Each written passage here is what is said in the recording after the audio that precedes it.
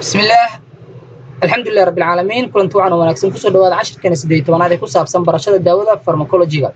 waxaan ku jirnay daawooyinka loo yaqaan antibiotics ama anti-infective drugs daawooyinka qalajiyaasha ayaan soo jirnay groupka penicillin ayaan soo jirnay waxa kamid ah damaadada loo yaqaan cephalosporin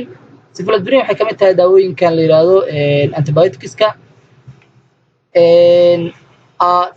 marka cephalosporin waxay tahay semi-synthetic antibiotics waa daawooyinka nooca loo yaqaan semi-synthetic oo sanaaci daawooyinka synthetic camal laakiin aan synthetic sax ahayn that are resembling the penicillin both chemically and pharmacologically taasoo laga sameeyay ama laga keenay penicillin maadooyinka chemical ahaan iyo pharmacological ahaan waxay ka samaysan tahay penicillinska laakiin waa semi-synthetic waa daawooyin la sameeyay qaar sanaaci qaarna macnaha aan ahayn organic and are absorbed rapidly from the GIT tract and quick reach effective concentration in the urinary daawada waxay ku fiican tahay absorption-keeda ama nuugitaankeeda rapid way from GIT ayana laga soo nuugaa oo inta GIT ku jirta ayaa si degdeg ah loo nuugaa oo concentration absorption-keedu waa mid degdeg ah reach effective concentration waxayna xadidkeeda oo mid waxtar leh ama cabayado rabinaanteeda oo waxtar leh ay ku gaartaa in the urinary system marka laga hadlayo sidoo kale GIT respiratory tract acceptive GIT-ga iyo respiratory-ga way u fiican tahay marka laga reebo in patient with pernicious anemia bukaanka qaba anemia nooc loo yaqaan pernicious kan marka laga reebo way u fiican tahay respiratory GIT in lagu daaweeyo or obstructive jaundice iyo qofka obstructive jaundice-ka oo ka jiran oo kala bile-ko ama gallbladder-ko kala pancreas-ka ka jirta problem and elimination-keeda ama eliminated rapidly in patient with normal renal functions bukaanka caadiga ah elimination-keeda in jirka laga saaro si degdeg ah way ku fiican tahay haddii bukaanka kaliyihiisu yihiin mid nadiif ah oo aysan waxyeelo lahayn in sidaan u gudubno introduction-keeda ama qaybta warbixinteeda koowaad weli way noo soo socotaa the broad spectrum antibiotics waxay ka mid tahay nooc loo yaqaano broad spectrum antibiotics kuwa ugu awoodda badan that have been classified as fast kuwaasoo laga dhigo fast kuwa u koowaad ama first line ku jira daawooyinka loo yaqaan antibiotics ama second line and third generation drugs daawooyinka third generation drugs la yiraahdo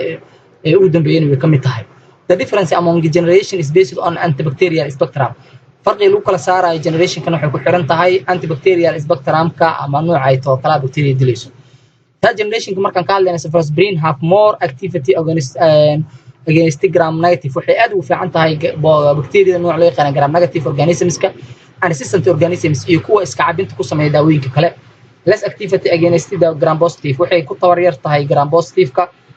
and then fast generation drugs marka laga reebo nooca loo yaqaan fast drug generation-ka oo ay ku fiican labadaba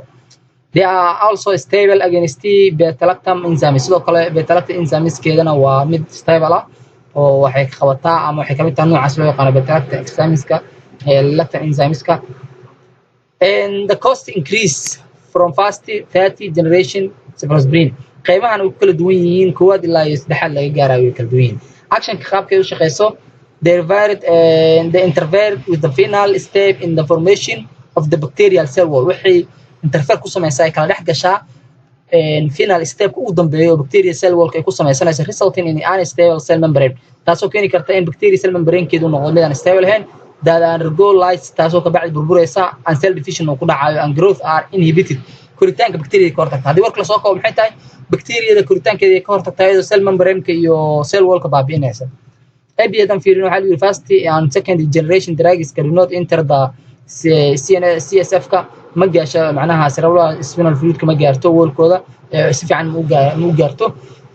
but laakiin third generation-ka enters the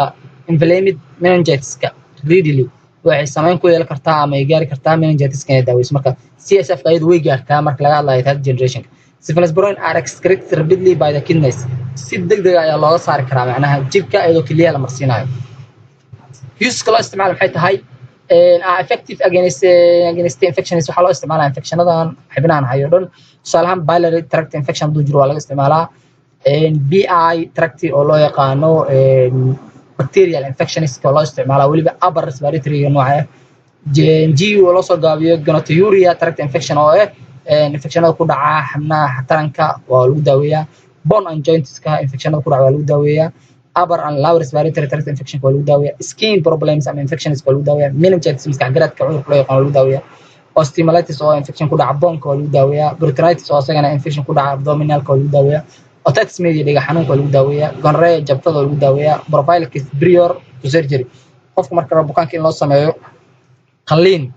sidoo kale ayadana waa lagu daaweeyaa oo la rabo si looga ilaaliyo infections inay ka dhashaan ayaa ayadana loogu daaweeyaa oo muhiim ayay u tahay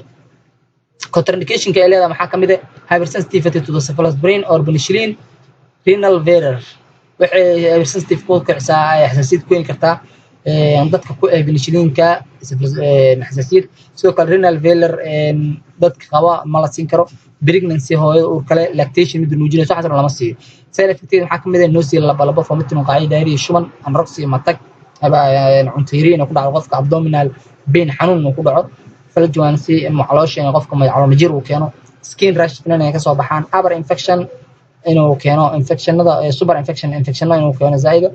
heartburn inuu keeno gaaska kala sore throat afka qofka xanuuna bone marrow depression dhuuxa inuu kala qofku ku keeno depression decrease oo macnaheedu uu yahay decrease WBC inuu hoos u dhaco decrease platelets injira inay dhiiga xiino loo qanin hoos u dhacaan decrease hematocrit inuu hoos u dhaco sidoo kale nephrotoxicity inuu keento kala nephrotoxicity oo kaliyaha kala inay ku keento toxicity mismoid oo pain abscess ada injection site phlebitis and inflammation ada via site sidoo kale meelaha lagu duro kala inay xanuun ku keento iyo infection ayadana way keeni kartaa intaas ayaa kamid ah contraindication-keeda intaas aan kusoo gabagabeynayna marka qaybteena cephalosporinka. Assalaamu calaykum waraxmatullaahi tacaala wabarakaatuh.